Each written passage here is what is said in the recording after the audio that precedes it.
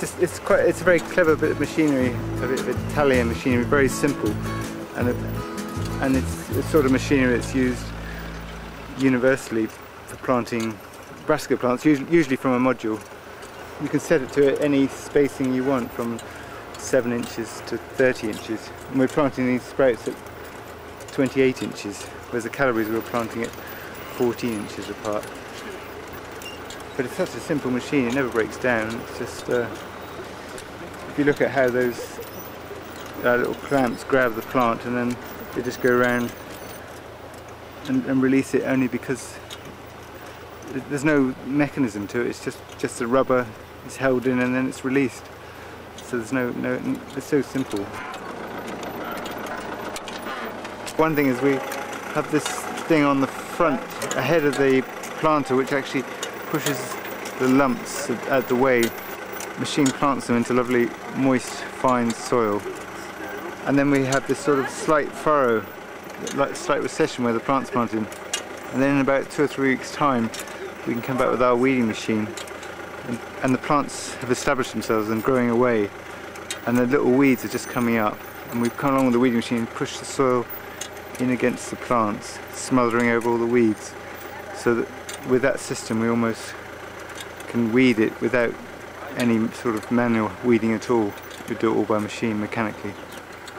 So it actually works really well for us. And the soil, as you can see, is lovely and moist. It's just about right. In fact, what we've done here is we haven't ploughed this ground, we've just cultivated it from the surface, killing off the growing green manure, over winter green manure. We've cultivated it 3 times over 6 or 8 weeks at different times. So, and every time we get a different spurt of weeds come up, and we cultivate again just to kill off those weeds and make sure that the grass, any grass weeds are destroyed. So then we get this tilth, which, as you can see, it's a bit lumpy, but it's still got lots of biological life in it because it hasn't been ploughed. It's just been minimal cultivated, and we haven't disturbed the undersoil too much. You can see this lovely fertile soil here. We grew potatoes in this field last year after the 2 years grass clover, and we put some compost on before the potatoes, and you can just see all that soil.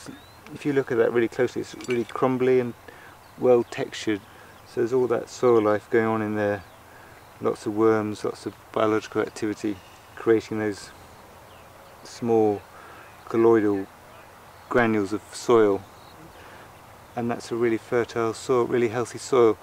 And these plants, we'll come back here in 2 or 3 months' time and see these lovely big calabrese plants with great big heads of calabrese, hopefully.